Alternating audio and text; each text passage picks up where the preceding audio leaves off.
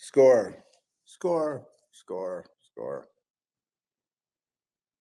Greetings, chapter 11. It's mind blowing. But here we have some truth that I'm not sure I believed at first, even though I'm the author. I know it sounds weird, but there's a section in there where Lorian is among the mannequins. You can see this in the film as well. And she says the same thing in the film, which is, I was programmed before I got here. It's a box within a box within a box. And then here comes the admission, I'm a program clone. Well, that's as good of an answer as any. And I now at this late date, and I know it's taken me some time, but I've come to believe her because I've searched. I found Lorian back in World War II. I found Lorian back in the 1700s. I found Lorian. Wow. Score, score, score, score. Greetings, chapter 11. It's mind blowing. But here we have some truth that I'm not sure I believed at first, even though I'm the author. I know it sounds weird, but there's a section in there where Lorian is among the mannequins. You can see this in the film as well. And she says the same thing in the film, which is, I was programmed before I got here. It's a box within a box within a box. And then here comes the admission, I'm a program clone. Well, that's as good of an answer as any. And I now at this late date, and I know it's taken me some time, but I've come to believe her because I've searched. I found Lorian back in World War II. I found Lorian back in the 1700s. I found Lorian in various places that, and when they say she's not like the others, I now understand what that means. She's not like the others. I mean, she's not human. But she is human. I mean, there's a question as to whether she's accurate or not. But Heinrich puts her on a wild trip where she meets herself and confronts herself. And Lorian is, I mean, I can't stop watching her. I've not that I'm obsessed or anything, but I just can't stop being intrigued, and I want to know more. And I guess we just have to create more material. Anyway, chapter 11, you get some detail of Heinrich's machine and the use of electricity and drugs together. It's not an ECT machine. You don't have a big electrodes on the head. You just need small electrodes on the head that produce that are, which today the small electrodes on the head, not to be receptors but electrodes, are capable of handling 300 volts or 500 volts or whatever without burning up the wires, which before they needed a big thing and now not so much. I would say that there's definitely a worry about convulsion, like with the ECT machine, but it's not the same where you drug the person that's going to go through shock treatments.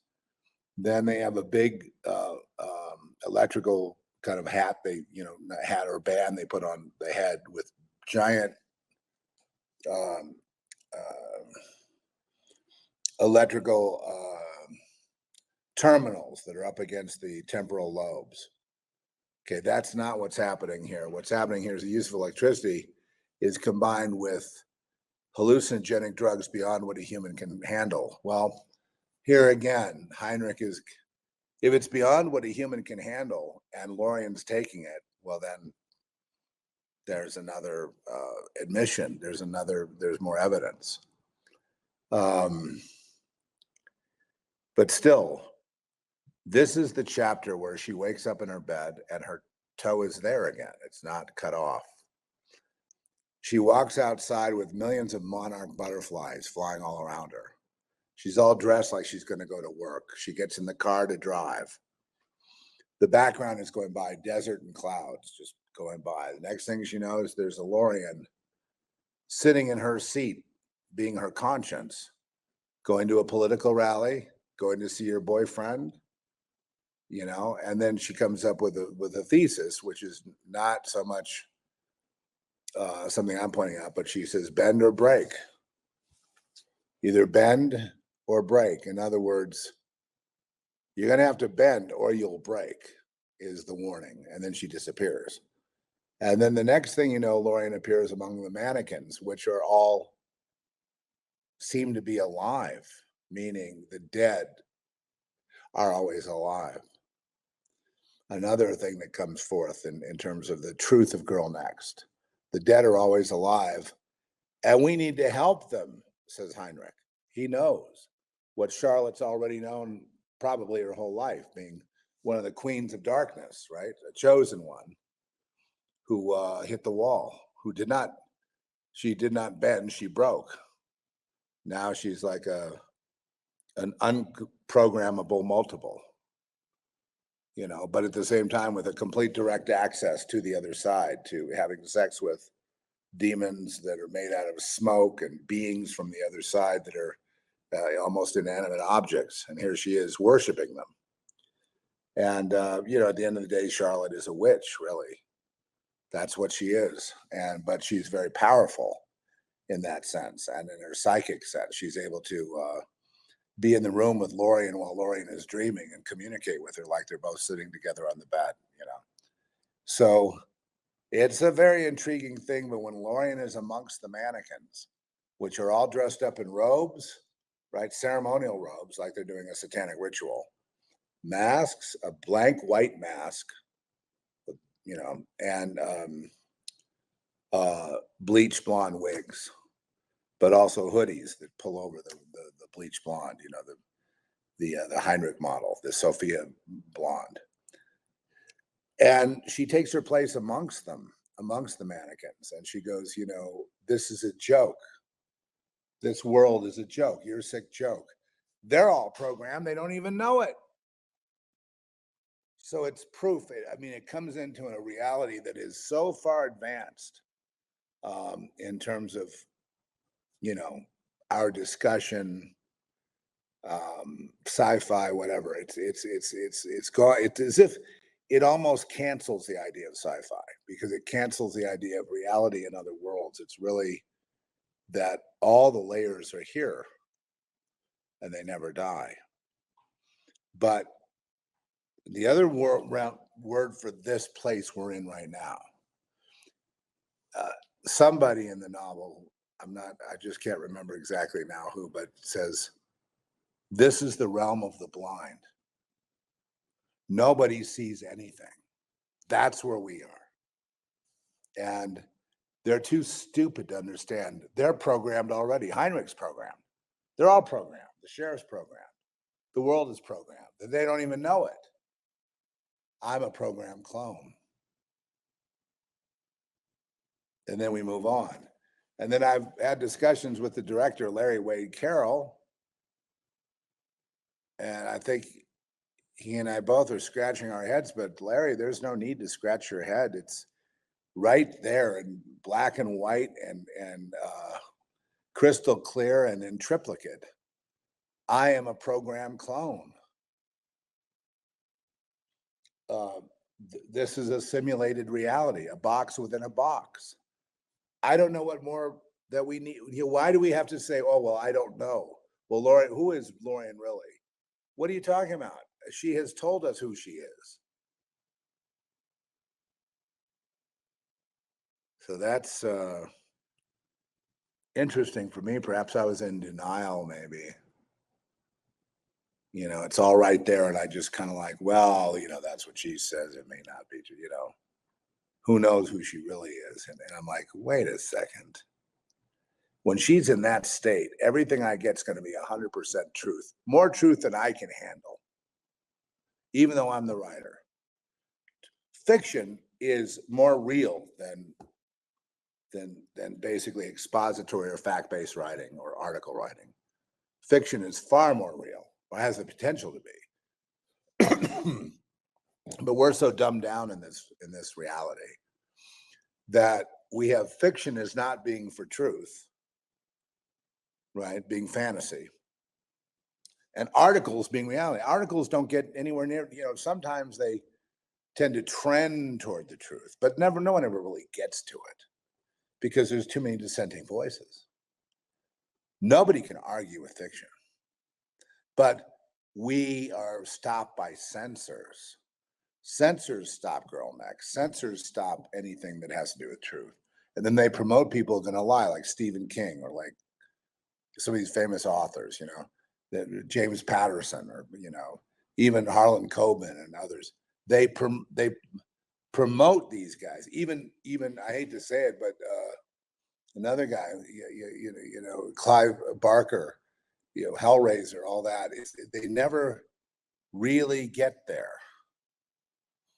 Well, maybe that comes close. In horror, you can come kind of close to it without getting in trouble. But the usual is that people get in trouble, right? There's a publisher and there's a proofreader. And then there's the money behind publishing and advertising. If it puts them in jeopardy, they're not going to do it. And if it's coming near the truth, they're not going to do it. What if you found out? Let's just by case in point, okay? My case, I'll prove it to you. What if you found out that you're all clones? That none of this is real, and all of it is for some other purpose than what you even think it is. It's got nothing to do with you. What if you find that out? Okay, so happy reading. This one packs a wallop. Get ready to be knocked on your fanny and stay there for a while. Take a couple. Don't take aspirin. Have a little a little sarsaparilla. Get that good sarsaparilla tea and sit back and relax, because it takes a little bit of a come down off this. Okay, there's a little bit of a, unless you don't take it seriously, and if you don't take it seriously, then there's nothing that then it's like, oh, look at the, it's like even flow, da da da da da da. He don't know, ideas come like waves, blah blah, but he chases them away like butterflies, but he chases them away. Even, you know what I mean? It's like, see, it's funny. That song by Pearl Jam was about a homeless guy, but Even Flow is about a baby. And so it's the equation of the baby consciousness with the homeless guy, meaning, he doesn't understand. Well, what he doesn't understand, Mr. Vetter, is that, you're wrong. But you see, because you're the majority of assholes out there, and you're cool, you're deemed cool by the worshiping society that has nothing better to do.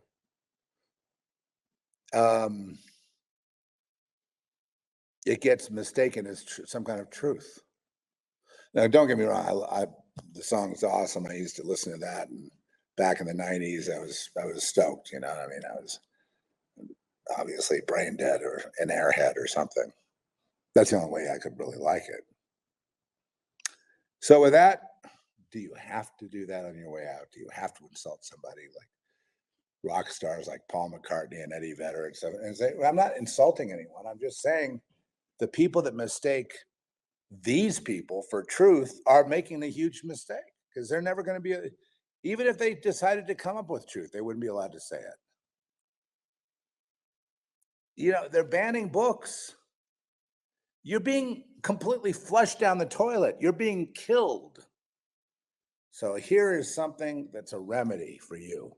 My book, our story, Girl Next, from Crazed House, is a remedy. Okay? It's a remedy for the, I saw this series on TV. I mean, talk about Trump derangement syndrome. And they had a guy like, made him up like Trump, and they basically killed him, violating the whole truth of the story, because of their zeal to kill somebody. This is the entire press corps. You can't trust people like that.